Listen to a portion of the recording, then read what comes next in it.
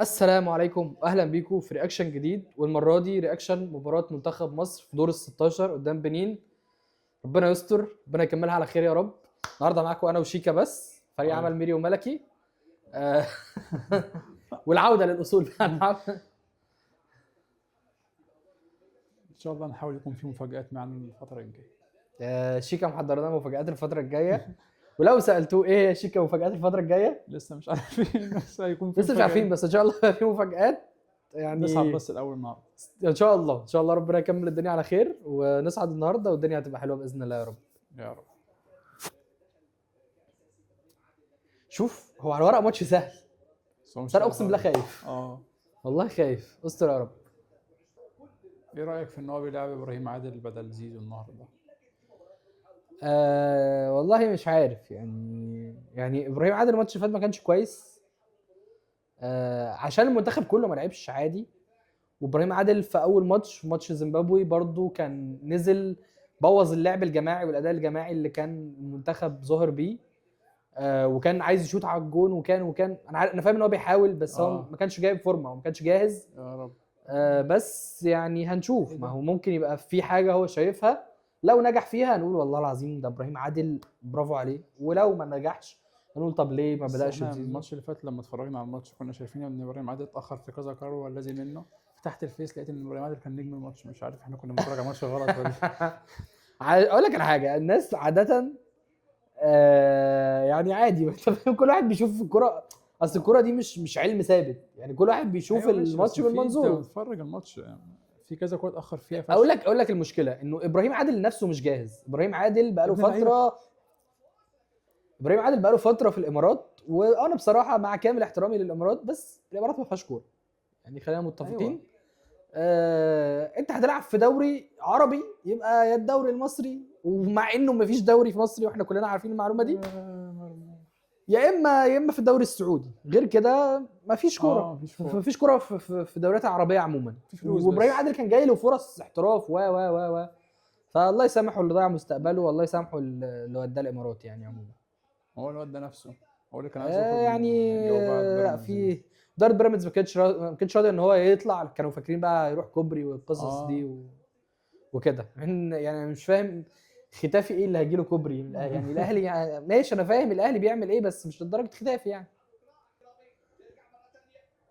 حلو حلوه قوي يا حلو مروان. حلوه. روح، يا رب روح يا يا مرموش، رب يا رب. روح.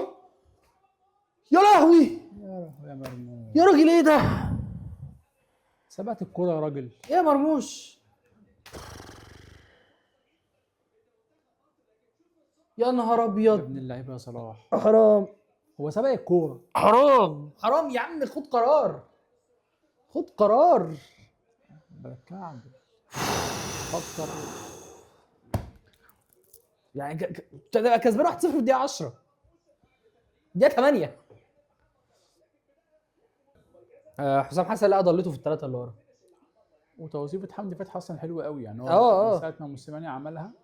سؤال لك، انا كده كده مزنوق، الدنيا مش ألذ حاجه في الدفاع معايا، اه فخلاص بقى العب ثلاثه ورا وخلصنا القصه دي خلي خلاص. بالك حمدي فتحي من اللعيبه القليلين قوي ان توظف توظيفين مختلفين فشخ مع مدربين مختلفين ونجح فيهم.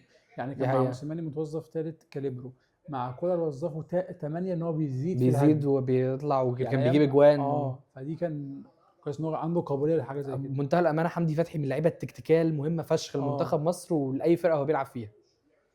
حلو قوي يعني. لكن برضه مشكلته انه نفس قصه ابراهيم عادل، انه راح راح دوري ما دوري. فيهوش كوره، فخلاص يعني انت اصلا مستواك. كان في كلام ان هو هيرجع. حلوه حلوه. ضربه جزاء ان شاء الله. ما فيهاش حاجه، اعتقد ما فيهاش حاجه. سايت اصلا. آه. ضربه جزاء دي. ضربه جزاء ضربه والله. جزاء يا حكم، يا رب ارجع يا للفار. حكم. كنت استموت فيها يا ابراهيم. ما فيهاش حاجه. دي اوف سايد. لا ما فيهاش حاجه. يا ولد يا ولد، لا اللمسه لمسها باين. واضح ان الماما افريكا ربنا يستر. لا في لاعب من عندنا لمسها الاول. ماشي. اصلا يعني. بس هو مسك رجله، ما مسكش الكوره، بس هي فيها اوف سايد، فخلاص خلصنا الدنيا. يا رب ايه هيعمل ايه. شفت ماتش المغرب امبارح، ضربه الجزاء بتاعت فنزينا اللي ما اتحسبتش. يعني مش هقدر اتكلم. اخواتنا المغاربه محدش يزعل، بس الصراحه يعني ضربه جزاء عشان معاكم حلاوه. فضيحه. اقول لك هيلعبوا الكاميرون. الحاجات دي ما بنحسبهاش في افريقيا، الحاجات دي ما بنحسبهاش في افريقيا. عايز اقول حاجه، مستوى منتخب المغرب الدنيا صعبه قوي. اما اعتقد انت لو شفت ابراهيم دياز من منتخب المغرب، ما فيش منتخب حرفيا. منتخب المغرب عامل اداء سيء. يعني ابراهيم دياز تحس ان هو بيعوضهم عن حكيم زياش. وليد الركراجي عنده ثقه ان هو هيدخل ياخد البطوله من غير ما يلعب كوره ومن غير ما يعمل اي حاجه، لمجرد ان انا احسن فرقه في افريقيا، وانا الراجل اللي وصلت نص نهائي كاس العالم. هي ان شاء الله، هي ان شاء الله.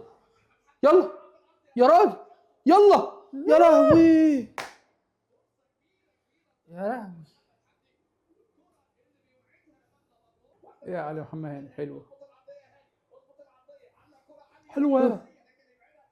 يا جدعان لازم نلعب بمصطفى محمد، والله لازم مصطفى محمد. يا راجل، يلا يا صلاح، يلا شو، يلا يا هاني.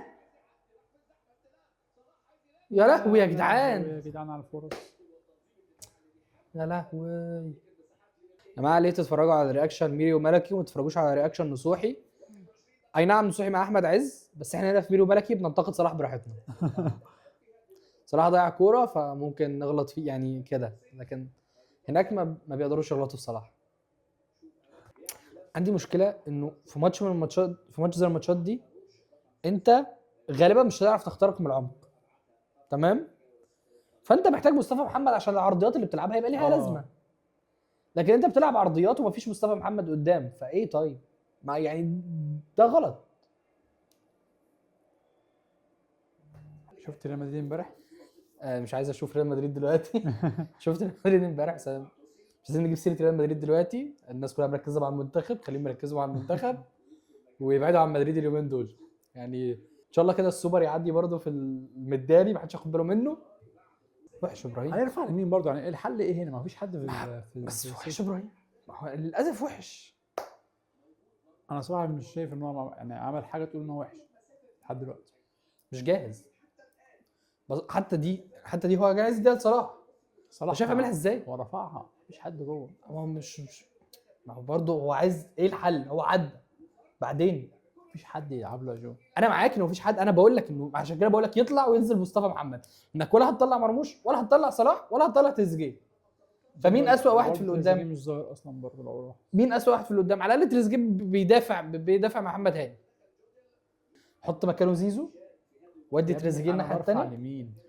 حط مكانه زيزو وادي تريزيجيه الناحيه الثانيه وشوف الفرق. انت اللي بيلعب ان هو يعني هو اصلا لو بنلعب زيزو مش بيلعب برضه. لا عشان وقتها خلاص انت بتلعب على الارض، بس انت ما بتلعبش على الارض. انا بالنسبه لي عايز مصطفى محمد ينزل، يعني انا بالنسبه لي اول خيار كده مصطفى محمد. ليه والمين؟ صدق؟ لا.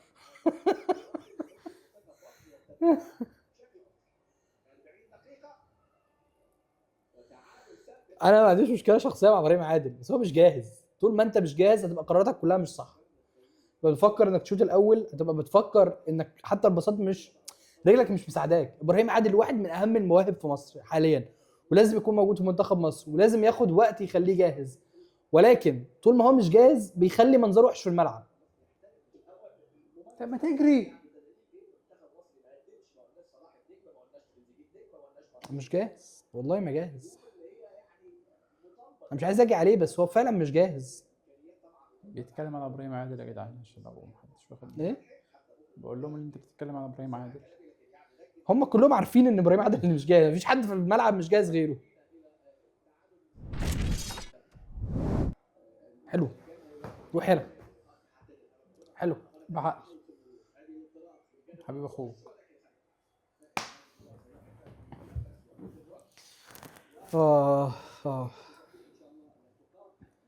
ان شاء الله ربنا يكرمنا ونكسب الماتش ده. هنلاعب كوت ديفوار او بوركينا فاسو، واحنا البطولات اللي فاتت كلها موعدين يا بكوت ديفوار يا بوركينا فاسو. احنا كده البطوله اللي فاتت صح لعبناها ضربات جزاء لما كسبنا ضربات جزاء ابو جبل. وبوركينا فاسو البطوله اللي قبلها نفس القصه لما كسبنا بجون صلاح اللي هو بتاع. دي كانت في المغرب باين؟ لا البطوله دي كانت في الجابون. اللي هي ما كسبنا البوركينا فاسو. اه. كسبنا المغرب 1-0 في البطوله دي برضه. دي كانت في الجابون. حلو. اهدي اهدي. يلا تريزي.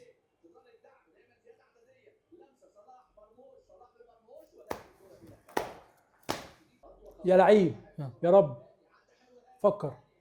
ما عندكش عقل. ما آه. عندكش عقل يا محمد هاني. 4 معانا من ضمن مش عارف 7. 4 كسب. ايوه. يا نهار يا ابيض. لهوي يا لهوي. ايه اللي عمله رامي ده؟ جول. أنا قلت جول والله. لسه قلنا 4 كسبوا ال7. والله قلت جول والله. يا لهوي يا لهوي. حلوه يا مروان. يلا يا مرموش والنبي. يلا يلا يا مرموش. يلا يا مرموش. يلا يا مرموش. نربطوا مع بعض يا اخواتي. بتعمل ايه؟ بتعمل ايه يا حبيب اخوك؟ نزل زيزو وامام عاشور. اه. طلع تريزيجيه. ابراهيم عادل وتريزيجيه. كويس. كده احنا عندنا تريزيجيه اتصاب ومحمد حمدي اتصاب. ماشي.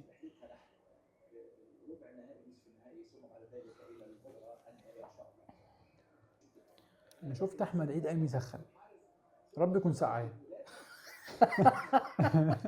مش هينفع. يعني اتمنى. لا لا الدكه كلها بتسخن عادي. لا هو قام لوحده. انا شفته قايم بيجري لوحده. الدكه كلها بتسخن يا شيك. ما تهزرش معايا. حلو يا ابني.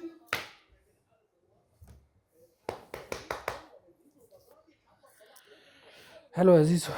حلو يا زيزو.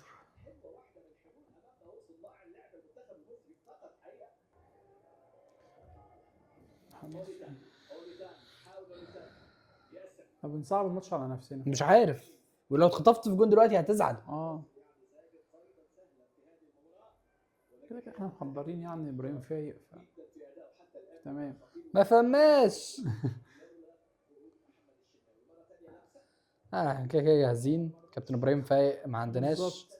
وكابتن بهاء هيعمل لنا التجربه البنينيه. فقشطه يعني جاهزين. عمرو نسوح هيطلع يشتمنا كلنا الا صلاح. بالظبط. واحمد عز يقول لك دي القماشه ودي الخامه ويبتدي يحلل بقى.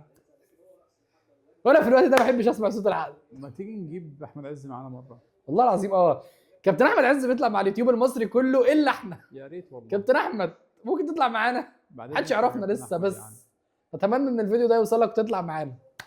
ولو انت يعني عماد عادي مع نصوحي ممكن تطلعوا انتوا الاثنين معانا هنا عادي. يعني يا ريت تمام. في كنبه والله. في كنبه هنا متداريه هنجيبها هنا ونقعد كلنا نكبر يعني نفتح الزاويه عاملين اشتراك توت دافعين فيه دم قلبنا. يعني عاملين كل حاجه والله يا كابتن. مستر كريم مش مقصر في اي حاجه. ممكن تعملوا منشن لاحمد عز. اعملوا له منشن يمكن 6-7 اللي بيتفرجوا علينا يا ريت يعني اللي هم اصحابنا ممكن يعملوا منشن يا ريت. وانا اخش من الاكونت الشخصي بتاعي اعمل له منشن برضه. وانا هخش من الاكونت الشخصي واكونت يعني اكونت كل حاجه. انت بتعمل ايه يا حبيبي؟ انا بيألف كوره.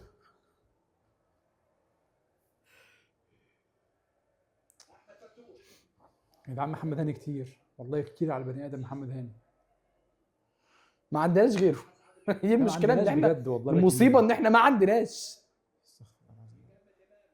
ده اكرم توفيق بالجرينتا بتاعته يعني مش نافع برضه. بس مش ارحم نافع منكم والله. يلا هتلم يا صلاح ولا نستيل لم؟ حلوه. هتعمل ايه؟ يلا يلا يا ولد يا ولد يا ولد يا ولد يا ولد يا مروان. حلوه حلوه حلوه يا ولد يا ابن اللعيبه. يا لهوي اخيرا يا اخي. اسست محمد هاني. اتفرج على اسست محمد هاني. يا نهار ابيض يا ابن اللعيبه. حلوه. ايوه يا جدعان. ايوه يا جدعان هو محمد هاني. حلوه يالا. ولد ولد ولد. الجون ده عامل زي جون حلوه قوي في الكلاسيكو بتاع السوبر في السعوديه. حلوه قوي يا ولد يا ولد يا ولد. يا ابن اللعيبه. رايحه في السوكه. مقتل. يلا بقى يا رجاله، يلا بقى التاني والتالت وافتحوا نفسنا بقى، يلا على التشجيع. حلو حلو حلوة حلو مرموش. حلو حلو يا رجاله، حلو. يلا يلا خلاص خلاص، يلا بقى اقتلوا الماتش. لا لا لا لا. حلو يا شناوي، حلو يا شناوي. ضغط ضغط ضغط. استر يا رب، استر يا رب. حلو يا ربيعه. حلو يا رب. يا رب ربنا ما يستر يكونش على اتصاب. مروان، عشان ايه الوقعه دي مش حلوه خالص، هو شكله قام. مش حلوه خالص.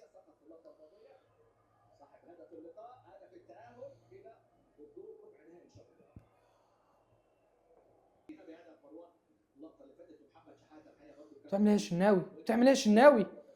يا لهوي، من باصه غلط، جون جاي من باصه غلط، باصه غلط. الموضوع كله بدأ بباصه غلط. ليه ليه ليه؟ الماتش كان في ايدك، الماتش سهل وكان في ايدك، ليه بتعمل كده؟ ليه مش كان ناقص الضغط. ليه ليه ليه؟ برضه. ايه الوحاشه دي؟ يا لهوي على بص الحظ كمان، يعني حظك وحش لانهي درجه؟ انها تخبط في المدافع بتاعك فالحارس يطلعها فتخبط في ايده تاني تقف قدام المهاجم بتاعه يجيبها جول. حرام والله العظيم، حرام والله، حرام حرام.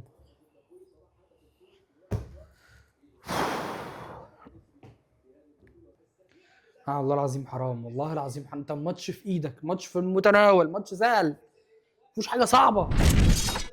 حلو، روح يا رب. روح روح، ادي زيزو يا راجل، ادي زيزو يا عم، ادي زيزو يا عم.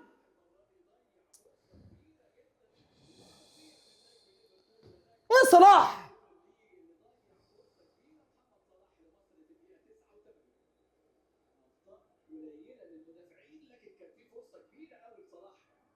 لاعب مقرف والله. مش قوي. ايه يا اسطى القرف ده؟ طبعا عايز تكسب من دقيقه في 90 دقيقه عادي؟ لا ازاي 120 دقيقه تكسب الماتش جاي 120 دقيقه تروح الفاينل؟ نكسب بس. يا عم يا عم سيبني، يا عم سيبني احلم، يا عم سيبني احلم. احنا قدام بنين ان شاء الله. الماتش في ايدك، تصعب على نفسك ليه؟ يا رب يا رب يا رب.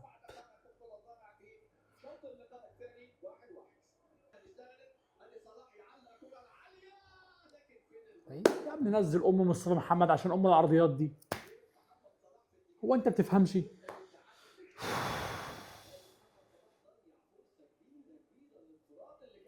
يعني عيب لما نبقى احنا قاعدين هنا تمام من اول 5 دقايق في الماتش شايفين مشكله كبيره، وكابتن او المدير الفني لمنتخب مصر مش شايف.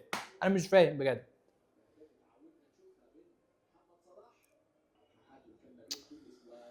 عايز اعرف ايه اللي حصل لصلاح مخليه مش قادر كده، مخليه مش قادر قوي كده. مش عارف. حتى قرارات غلط. مفيش حاجه صح بيعملها في الملعب. حتى الضغط ما بيضغطش. احنا بمنتهى الامانه ومحدش يزعل مني، احنا بنلعب راسين واحد وما ينفعش يطلع من الملعب، انا عارف بس ما في.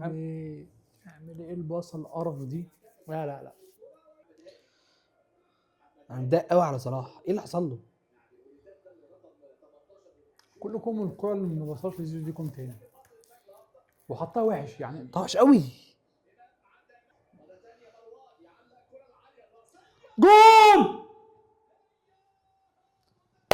جول اخيرا الحمد لله. انا ما صدقتش انها دخلت، والله ما صدقت ان هي دخلت. حلوه يالا. انا اعصابي ماتت يا حرام والله، والله العظيم حرام يا جدعان، والله العظيم حرام اللي بنعمله ده.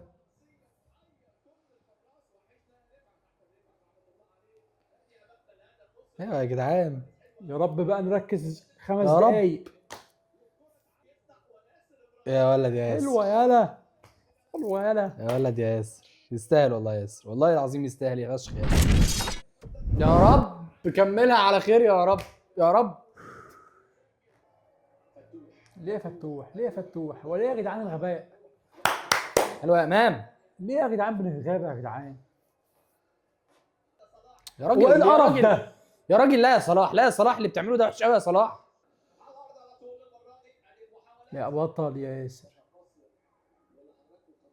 لا لا والنبي تعب. هم ما عندناش غيرك. قام جابها تاني. والله بطل، والله العظيم بطل. ياسر ابراهيم واحنا احسن لاعب بنلعب في مصر في بنلعب البطوله سباق خيل يا لغايه عمر. دلوقتي. كفايه انذار، انا تعبت من الانذارات، كفايه. كفايه احنا بنلعب بنين. كده 4 انذارات. اصلا فتوح ما عندوش بديل دلوقتي، يعني محمد حمدي ربنا يستر يكون اصابه خفيفه عشان حتى ما ياخدش موسم اصابه. لا هو توقعتها لا بدري صلاح، شويه. لا صلاح، لا صلاح، والله العظيم لا. لا والله. لا الموضوع عدى مرحله الترول والهزار، وان احنا بنمسك له القطط الفاطسه، وان احنا بنتضايق منه عشان خايف على رجل. يعني بجد الموضوع عدى كل ده. لا لا صلاح وحش قوي. انا شايف ان صلاح ده احسن ماتش جري فيه في البطوله كلها. ما هو دي الفكره، انه ده احسن ماتش ليه ومع ذلك وحش قوي. لا لا لا لا لا، صعب قوي يعني. ظاهر يعني، فاهم يعني، على الماتش ده ظاهر. الماتشات اللي فاتت كانت مختفي. انت لو عايز مني قابلنا لو صعدنا يعني ان شاء الله. بوركينا فاسو وانا الاوحش. برضه. بس انا كوت ديفوار مفيش طار بيننا وبينهم، بالعكس احنا اللي علينا كتير. ايوه بس يعني برضه انت ما فيش احنا علينا كتير قوي الكوت ديفوار. ما فيش بينك وبين بوركينا طار، بس بوركينا اضعف زي ما انت بتقول. ايوه ما بقول لك، كوت ديفوار مش عايز، يعني مش عايز اقابلهم خالص، مش مهتم. انا كل ما بقابلهم سواء انا حلو سواء انا وحش بديهم على عينهم، بس هم فانا مش عايز اقابلهم. هم صعبين قوي الموسم ده. والله العظيم الواد ياسر احسن لاعب في منتخب مصر لغايه دلوقتي. اتفق. والله العظيم يا صلاح ستحاسب على الكره اللي انت ضيعتها.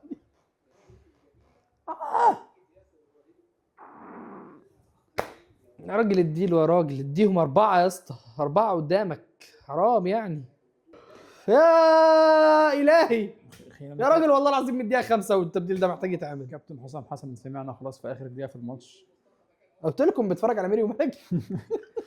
دخل بين الشوطين. كلمني بين الشوطين، وانا قلت له يا كابتن حسام نزل مصطفى محمد.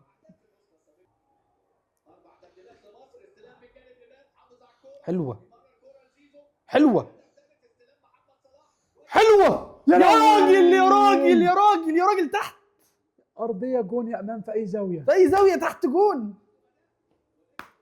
حلو يا امام، حلو. يلا يا دين امي، حرام حرام حرام. طب ايه يا كابتن، مش في واحد بيموت على الارض ولا ايه؟ ايه اديله يا عم. اخيرا يا عم، يا عم من بدري يا عم، يخرب بيتك. اخيرا يا عم، يا رب ترجع بقى ولا تفوق يا عم. بيتك يا شيخ. يا عم احنا عمرنا ما كنا بنقول ايه الحل، كنا عمرنا بنقول ايه الحل، ايه الحل يا عم، ايه الحل بقى يا عم، ارحمنا يا ربي. الله عليك يا حسام، انت صح انت صح. يا عم ولا صح ولا نيله بقى، خلينا ساكتين. يا اخيرا.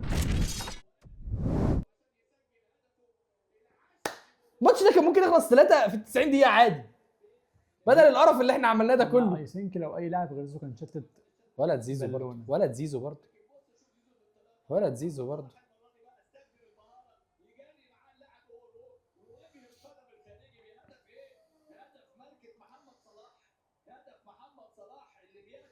بس بمنتهى الامانه برضه الحارس حارس على الله، ممكن نشوفها من الزاويه الثانيه. على الله قوي. الله. ايوه يا كابتن حسام، انا صح انا صح. جبته من ليفربول. ارني سلوت ما كانش بيلعب.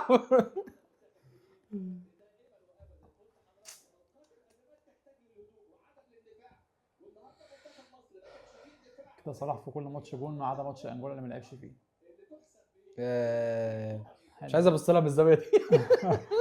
بس ابص لها من الزاويه دي عشان متضايق منه. هداف بجد متضايق منه. تطبخ على نار هادئه.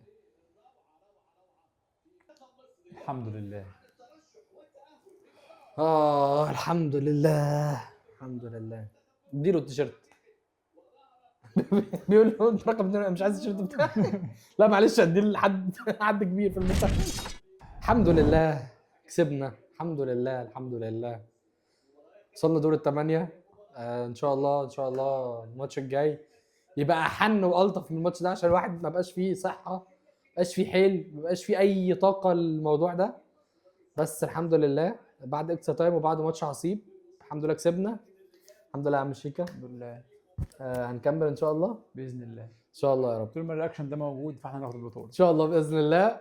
اشوفكم في رياكشن الماتش الجاي، و سلام.